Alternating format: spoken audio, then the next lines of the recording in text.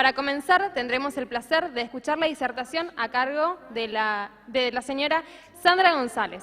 Sandra es candidata a magíster en construcción pontificia, constructora civil, recibida en la Universidad de Santiago de Chile y tecnóloga en construcciones de la misma casa de estudios. La disertación que escucharemos se titula Innovación en el entendimiento en la ingeniería civil. La recibimos con un fuerte aplauso.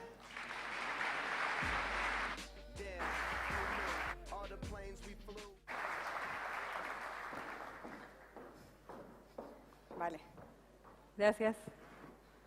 Hola, buenas tardes.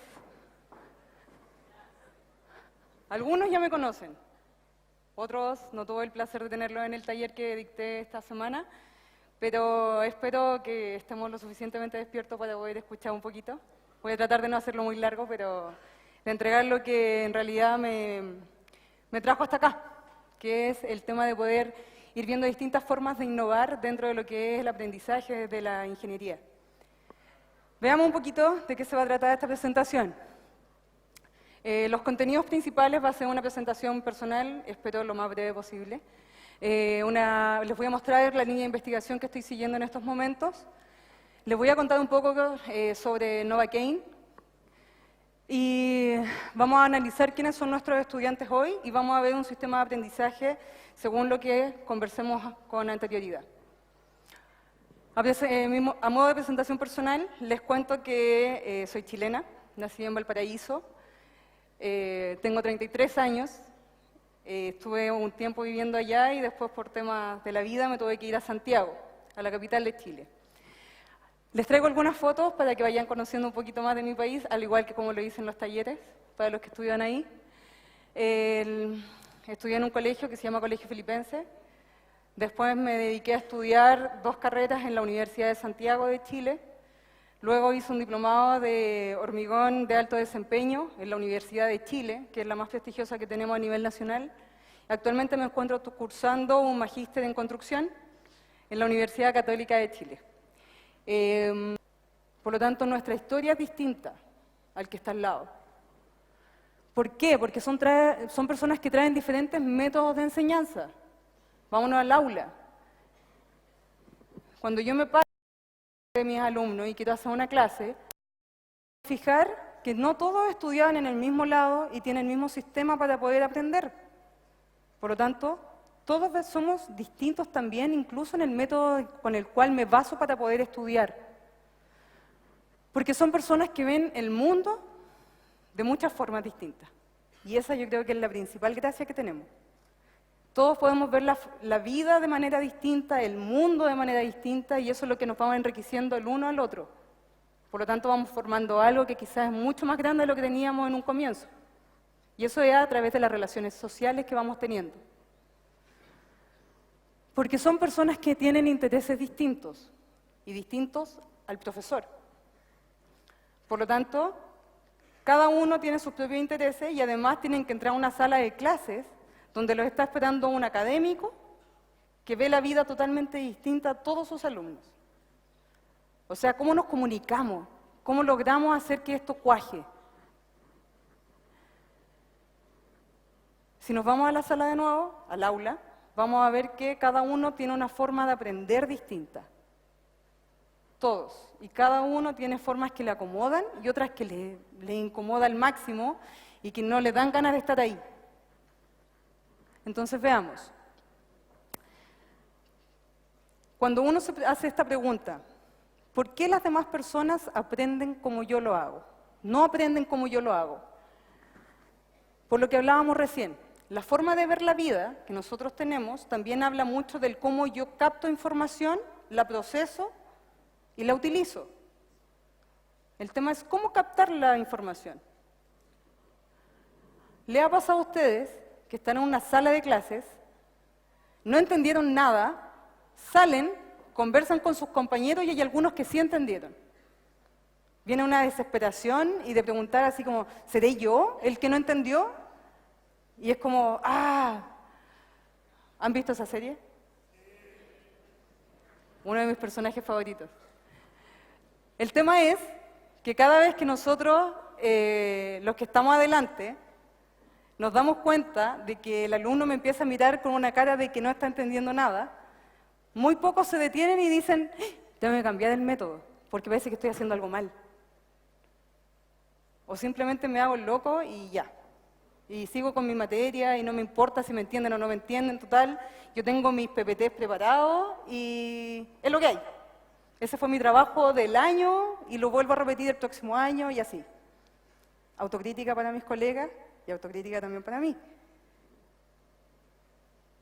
Vámonos al sistema de aprendizaje.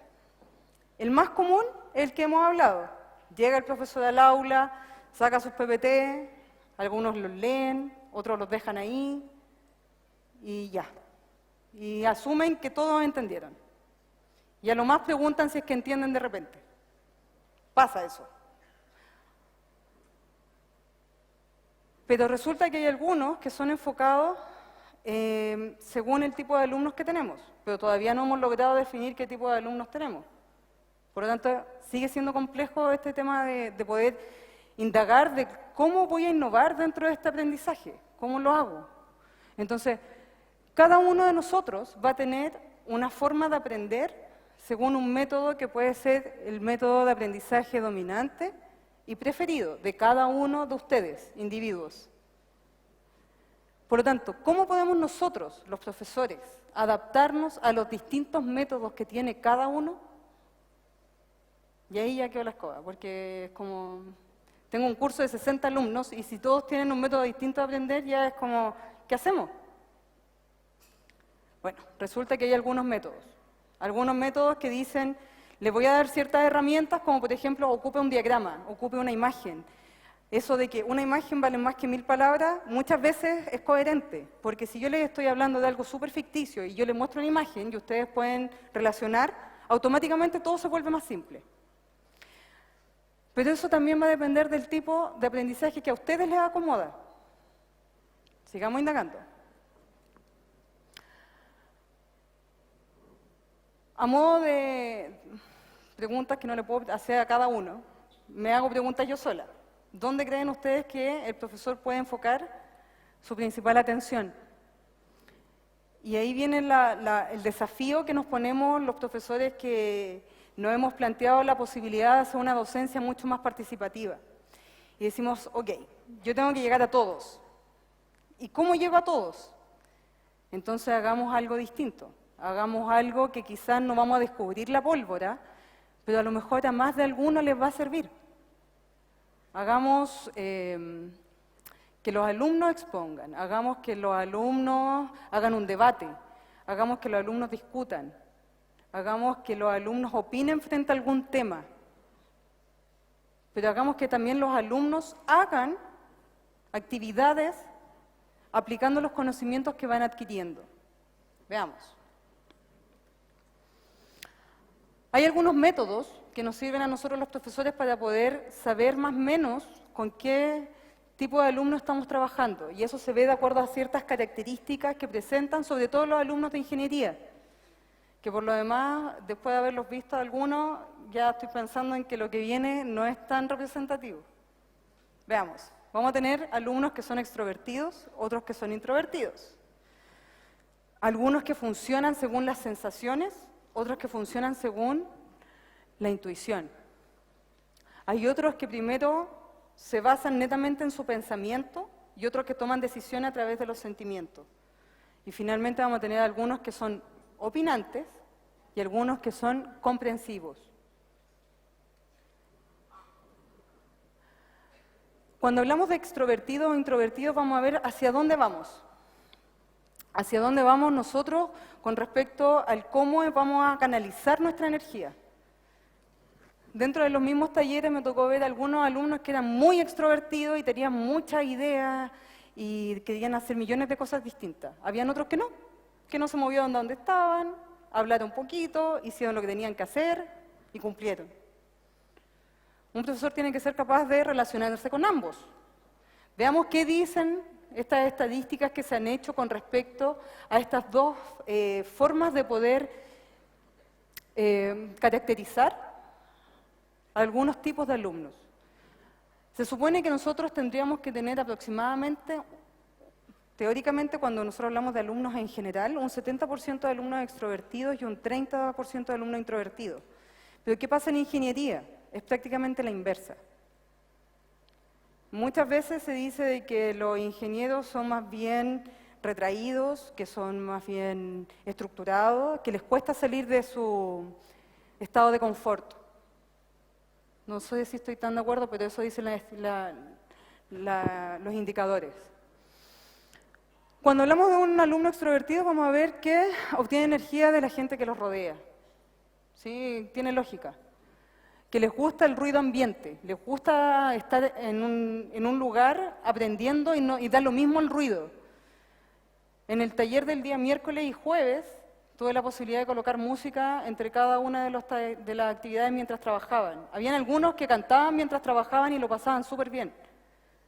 Entonces, el temita de la música o el ruido ambiente es como también uno de los factores que más podríamos ver si es que influyen o no dentro del sistema de aprendizaje. A nivel personal, a mis alumnos cuando estamos en el laboratorio les pongo música, porque creo que también uno se anima a hacer las cosas. Piensan en voz alta, hablan en clases, prefieren las disertaciones porque no tienen problema en hablar en público y prefieren los trabajos en equipo y ojalá las actividades grupales, porque así pueden conversar más, comparten, se ríen, no se toman fotos y hacen las cosas. Y funciona. Teóricamente en ingeniería solamente un 30% de los alumnos es así. Vámonos con los alumnos introvertidos. Les gusta estar en tranquilidad. Ese es su estado de comodidad. Necesitan de la calma para poder trabajar de manera efectiva. Piensan y luego hablan. Tienden a estar en silencio en clases, prefieren el tiempo para procesar y reflexionar la clase y prefieren las pruebas y los trabajos escritos. Hay algunos que pueden calzar súper bien, pero también creo que esto se tendría que aplicar según la asignatura que se está evaluando. Es súper distinto hacer una clase de un laboratorio a hacer una clase solemne con respecto a lo que son cálculos, en donde tenemos que tener mayor concentración para no equivocarnos en nada y poder llegar a un resultado que sea coherente. ¿Sí?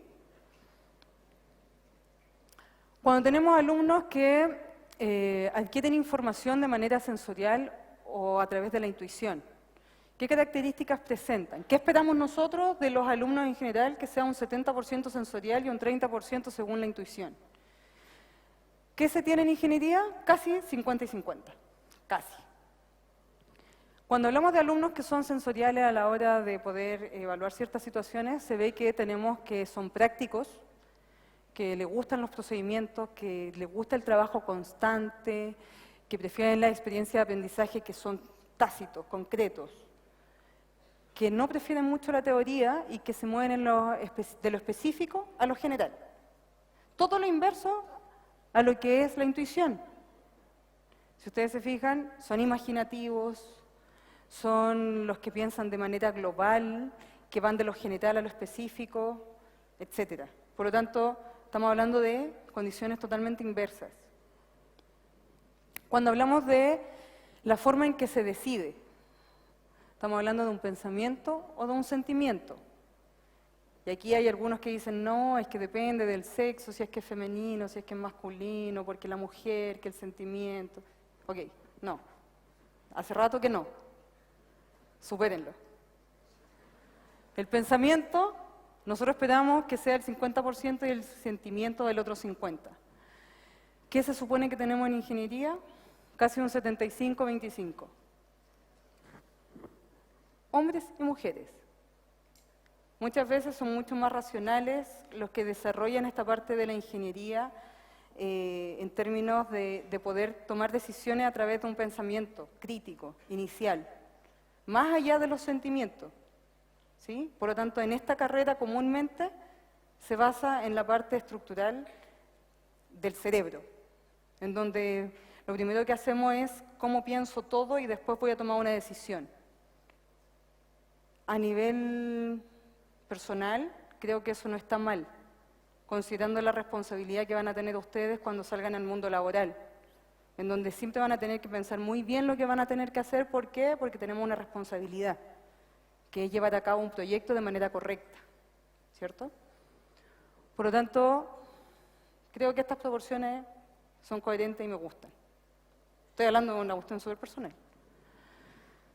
¿Son opinantes o son comprensivos?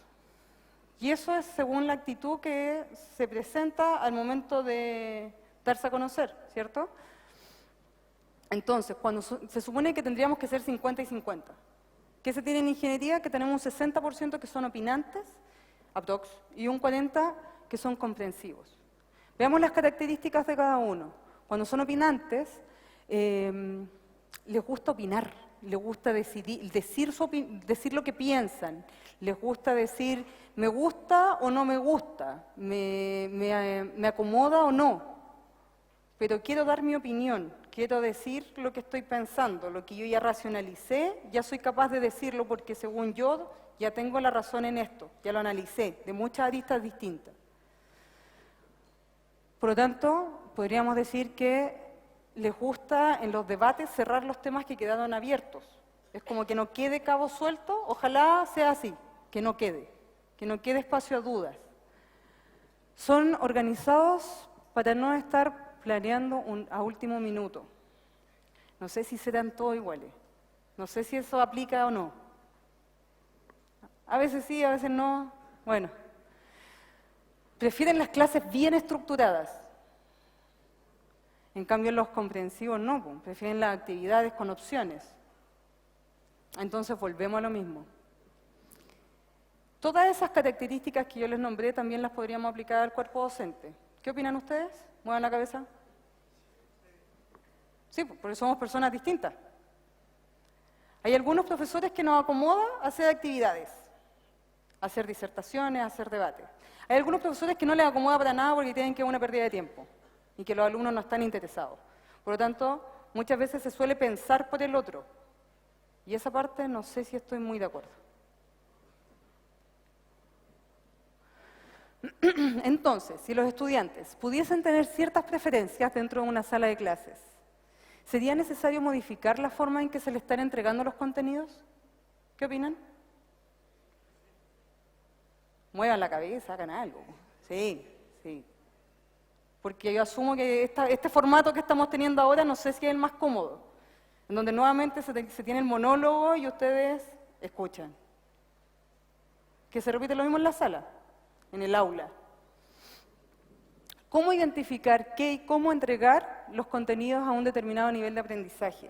Y aquí estamos tocando otro tema, el nivel de aprendizaje que el académico quiere para sus alumnos. Y en base a eso se hacen todas las materias, todas las clases se hacen de acuerdo al nivel de aprendizaje que yo quiero que ustedes reciban. Entonces, hay algo que se llama taxonomía según Bloom, que si yo se los muestro en un cuadro, sería muy largo, pero quiero que veamos lo siguiente. Hay algunas formas en que nosotros vamos entregando el conocimiento según lo que nosotros esperamos. Si yo espero que usted solamente conozca algo, es cosa que yo se lo muestre, mírelo, y usted ya lo conoció. Es capaz de verlo y de reconocerlo. ¿Sí? Por lo tanto, ahí podríamos esperar que el alumno recuerde. ¿Se acuerda que yo le mostré tal? Sí, ok. Con eso me conformo. Eso es una cosa. Pero eso es un nivel de aprendizaje demasiado superficial. No le estoy pidiendo al alumno que piense. Le estoy pidiendo al alumno que solo ocupe la memoria. Vamos al siguiente piso. Entender. Ahí ya le estoy pidiendo al alumno que haga un esfuerzo un poquito mayor. Y le voy a decir, mire, y dígame por qué pasa esto. ¿Qué cree usted que pasa aquí? Y se va a poner a pensar. Y va a tirar una idea. Con eso yo puedo saber si es que está entendiendo o no lo que yo le estoy pidiendo que haga. Que lo aplique.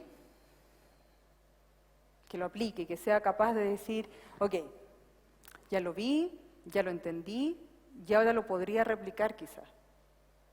¿Sí? Lo podría yo explicar. ¿Sí? Ahí ya estamos a la aplicación. Distinto es si yo le digo, analícelo.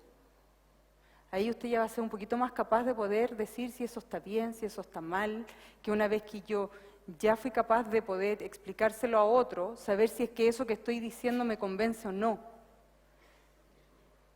evalúo. Evalúo si es que eso está bien o no. Y finalmente soy capaz de poder crear algo nuevo. De decir, ok, yo ya lo vi, ya lo entendí, ya lo apliqué, ya lo evalué, lo analicé, lo evalué y ahora soy capaz de crear mi propio modelo. Y lo creo, lo hago. Si esto lo aplicamos a un ejemplo simple de lo que ustedes podrían ver en algún momento de la carrera, sería, cuando hablamos del piso de recordar, yo le podría decir, enumere la primera y segunda ley de la termodinámica. ¿Y ustedes a qué van a recurrir? A la memoria.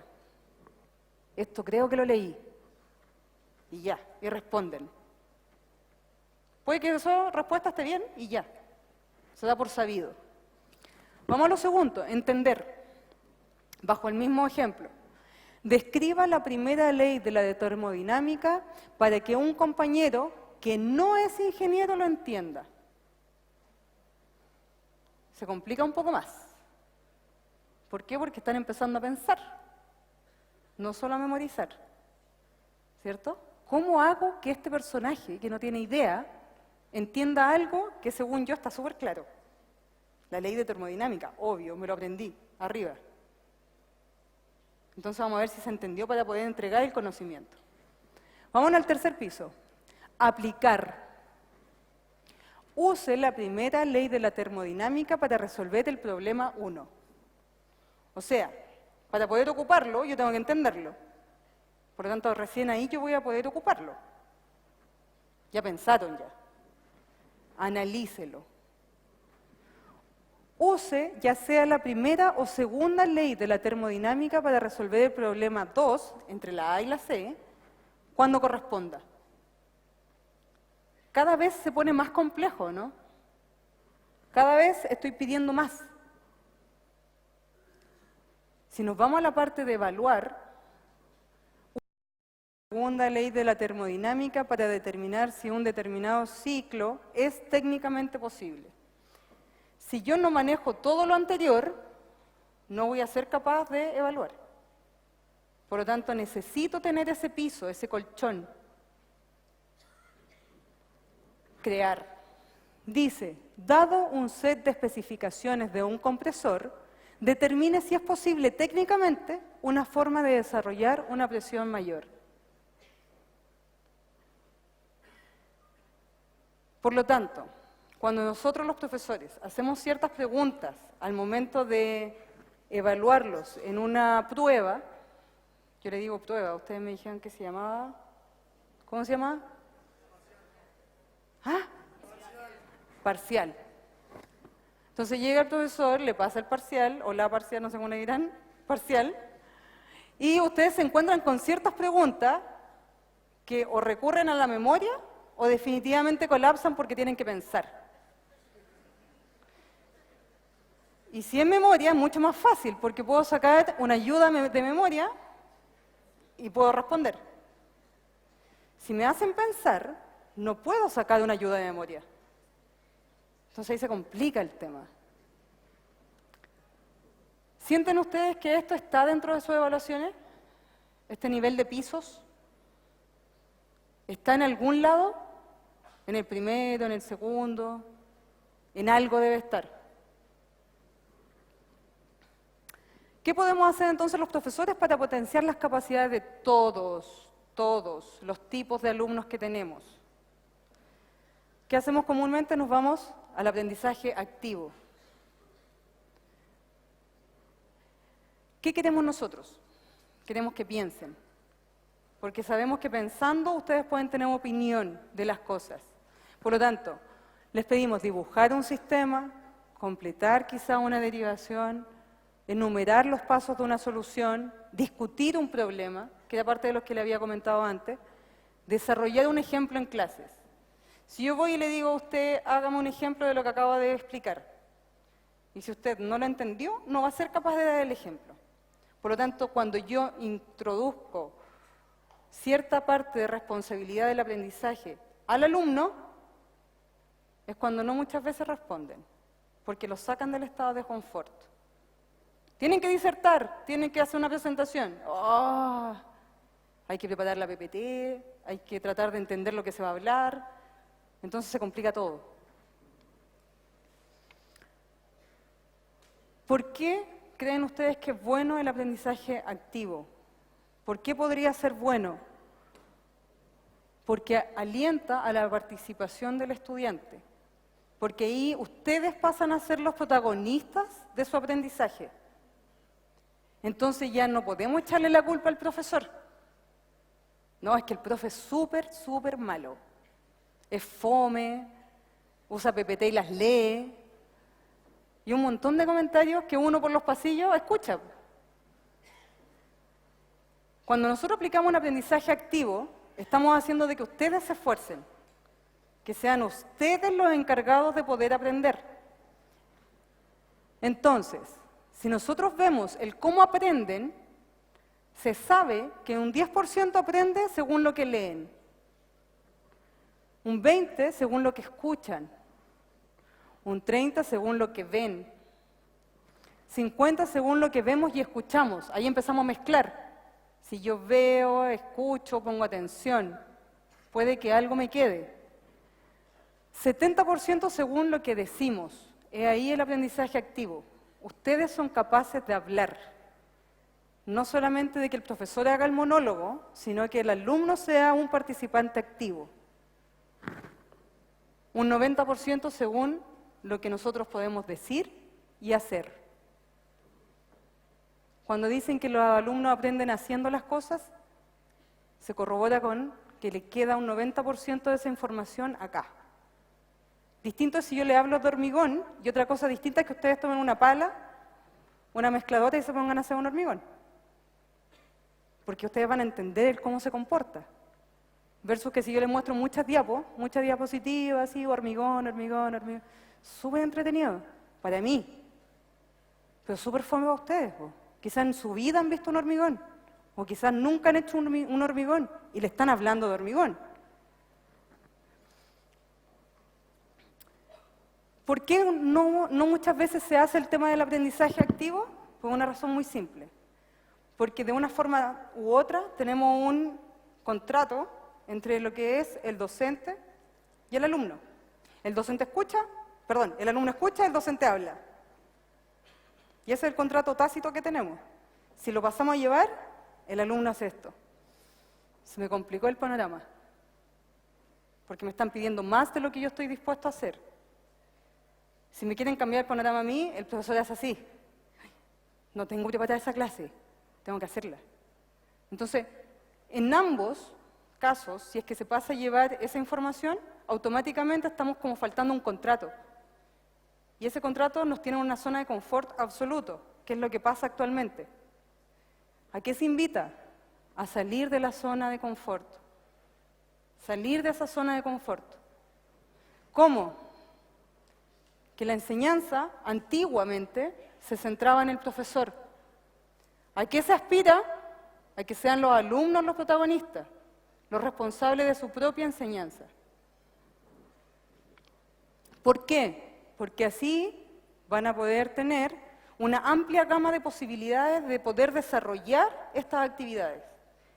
Gamas, como las que están nombradas ahí, usar imágenes, usar diagramas, crear cosas, desafiar a los estudiantes a que hagan cosas.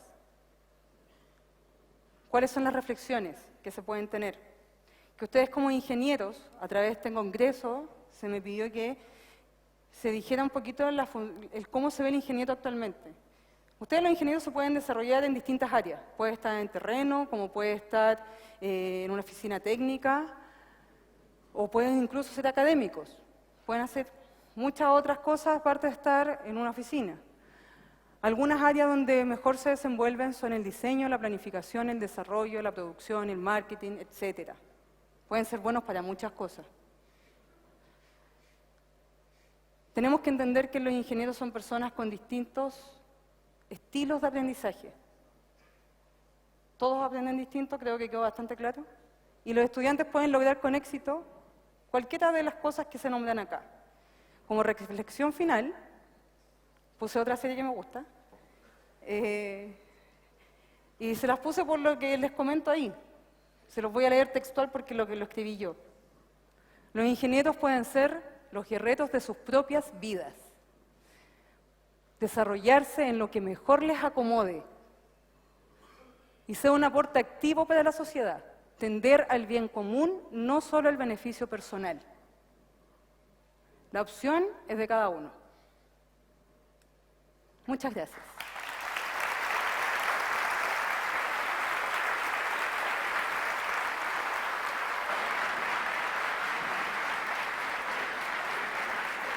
Gracias. Bueno, agradecemos a Sandra por su exposición. Ahora vamos a iniciar un espacio de preguntas. Así que quienes quieran hacer una pregunta pueden levantar la mano. Yo creo que los mareé un poco. Chiquillos, preguntas. Hola, ¿cómo te va? De Tucumán. Una de las preguntas es, ¿no considerás vos que la deserción que tiene la ingeniería dentro de Chile puede ser motivo de la economía, ya que las universidades de ustedes están aranceladas? Y la otra, y me voy a poner las dos juntas, es ¿qué hechos concretos utilizás vos de este nuevo tipo de enseñanza? Ok. La primera es que el tema de que los alumnos deserten de las carreras actualmente, por lo menos en mi país, ya se trata de que no sea la parte económica. Por lo mismo se están implementando políticas de gratuidad para ciertos sectores económicos. Ahora, el tema de que el alumno abandone las carreras comúnmente se debe muchas veces a que tienen unas expectativas, llegan con muchas expectativas a ciertas carreras y no es lo que ellos esperaban. Entonces se terminan cambiando de carrera y se pierden. Otras veces su base de conocimiento era muy bajo y las exigencias de la universidad eran muy altas. Por lo tanto, el nivel de reprobación también afecta mucho en lo que es tener que abandonar las carreras. Tu segunda pregunta fue cuáles son las herramientas que yo ocupo en mis clases. Sí, concretamente, ¿qué actividades o qué formas de enseñanza Perfecto. utilizas? Yo tengo una ventaja con respecto a los otros académicos, que yo no solamente estoy en cátedras, en un aula, sino que también estoy en un laboratorio. Cuando estoy en aula, trato de implementar salidas a terreno, que son un poquito más didácticas que estar solamente encerrado en el aula, y trato de hacer discusión constante. Poner un tema y discutámoslo. ¿Qué opinan ustedes? ¿Por qué así? ¿Por qué no? Etcétera. Entonces les voy cambiando los escenarios según lo que ellos mismos me van diciendo. Pero también tengo el beneficio de estar en un laboratorio, en donde yo solamente hablo 10 minutos, me pagan por hablar 10 minutos, increíble, y después los alumnos son los que desarrollan las actividades. Ellos van, tienen que hacer mezclas de hormigón, tienen que ensayar probetas en tracción, en flexión, probetas que ellos mismos van creando. Por lo tanto, yo los voy guiando, voy respondiendo dudas, etcétera. Y esas son las metodologías como más comunes. Y aparte le meto harto ruido, cosa que estén despiertos toda la clase. Sí, con música que me gusta a mí, obvio. Buenísimo. ¿Alguna otra pregunta, chicos? Por allá al fondo.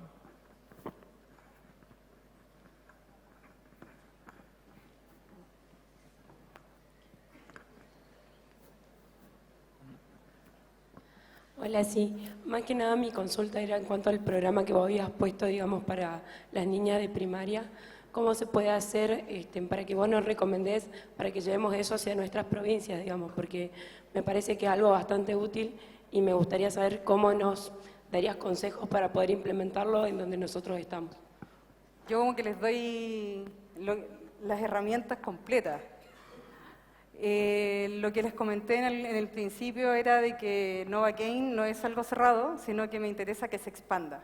Como a nosotros nos interesa expandirlo, nosotros no tenemos ningún problema en dar las pautas de cada una de las actividades, cosas que lleguen e implementen. Incluso podemos dar la lista de materiales, todo lo que nosotros ocupamos, porque no hay ningún secreto.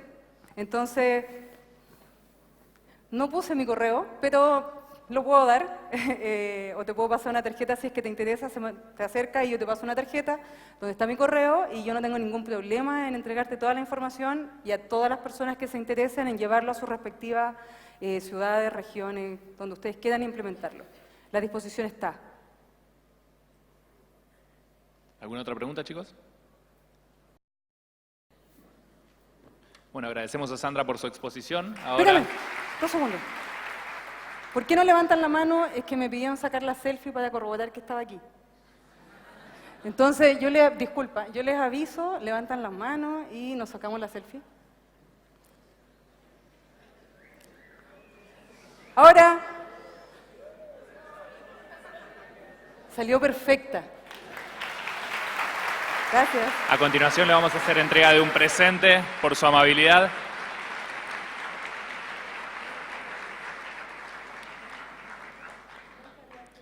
Muchísimas gracias.